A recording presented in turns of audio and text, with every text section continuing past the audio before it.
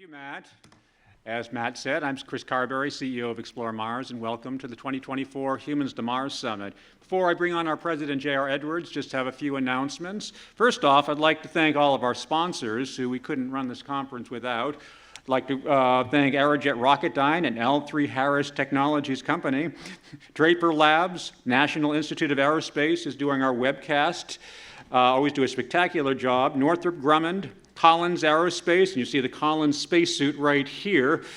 Ardbeg, Lockheed Martin, Boeing, MDA, Paragon, Advanced Space, Borderless Labs, Redwire, Honeybee Robotics, the Honorable Ed Perlmutter, Olson Wine, Allison Renault, as well as Two Planet Species. So thank you very much for all your support for the Humans to Mars Summit.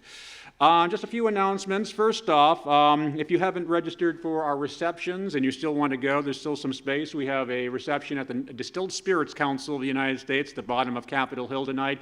Wonderful tasting, taste-off between Ardbeg and Glenmorangie. So anybody who's a Scotch fan, you absolutely need to be here. You can purchase tickets over there. We also still have tickets tomorrow night for the closing reception, which will be upstairs where you just had your breakfast. And that'll also feature 3 wines from Greg Olson's winery in South Africa, a Shiraz, a Pinotage, and a Chardonnay. So hopefully you'll be able to come to that. Some additional announcements. There is Wi-Fi. So if you just go to GW Connect on your browsers and just follow the instructions, that's how you'll get there. It shouldn't be any problem, but let us know if you have any problems at all with that. If you haven't found them yet, there are restrooms downstairs. Just go down the steps and turn left. You should find the restrooms.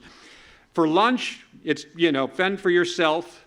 But there are plenty of places around. Across the street, there's the Western Market.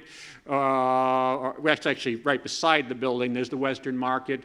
In the Student Union building, there's a Panera Bread and lots of restaurants around the area, so you shouldn't have any problems.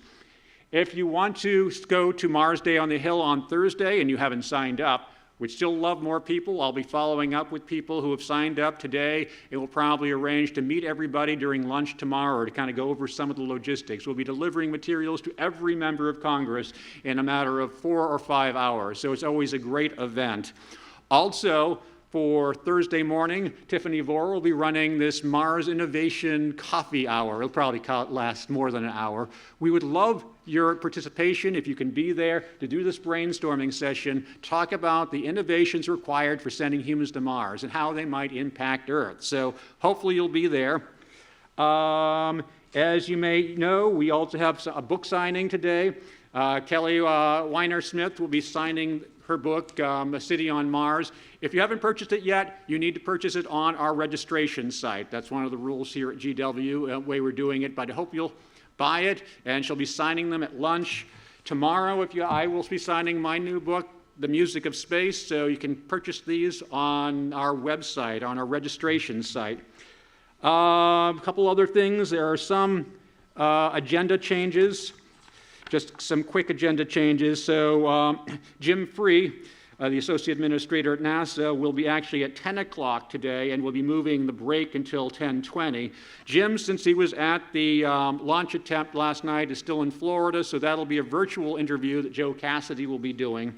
We are also, let's see, what's the other thing? We are also adding a session at the end of the day at 5 to 5:30 regarding commercial space. You may have noticed that NASA announced a program asking, I think it was 9 companies to suggest ways to, commercial ways of doing robotic Mars missions. So that'll be very exciting. That'll be at the end of the day.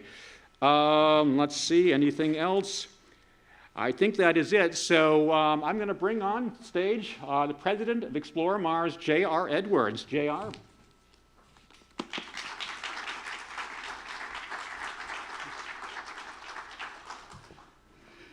Thank you, Chris. Give me a second here.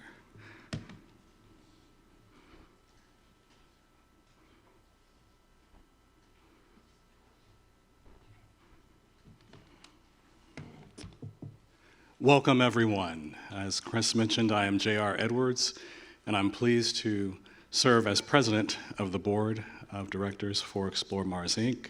We're so glad that you're with us today and over the next few days. We have a great lineup ahead.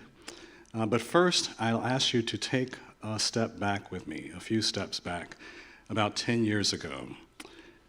You might remember these words.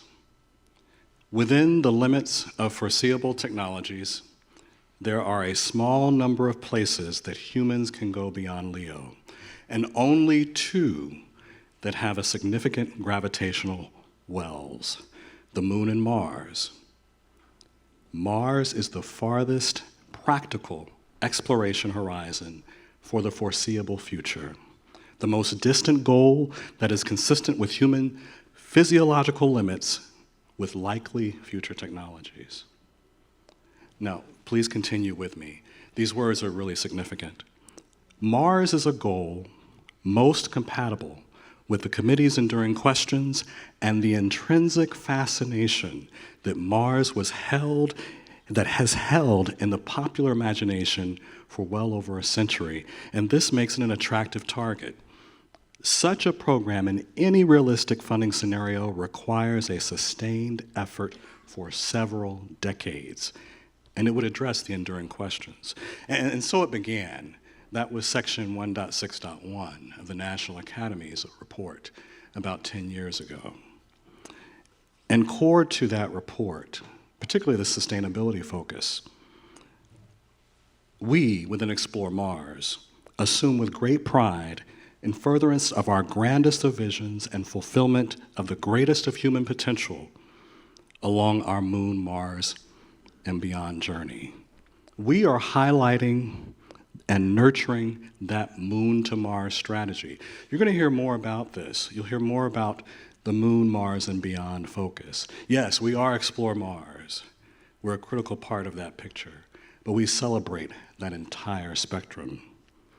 We are considering and setting the technical and societal architectures and all elements associated with these concepts. We are advocating for the essential national and sustained investment required. We celebrate the policymakers, the diplomats, the government officials. We celebrate industry, entrepreneurs, investors, and visionaries. We celebrate the role of academia and research organizations. And we are spotlighting international partnerships, even as we celebrate global citizens who raise their voices in support of this great journey. Years ahead, when, and I say again, when, humans reach other planetary destinations, we in this room and those joining us and our progeny will look back on this era and know that our great achievements can be traced back to the individuals in this community. Now, also from the National Academy's report, I'd like to speak to you just briefly about its innovation focus. But first, for this and for the board, for our community of communities that Explore Mars, we celebrate you, we thank you on behalf of all of us. I welcome you to 2 days of exciting discussions and presentations that will advance our journey. Now, these are the innovation words from the report.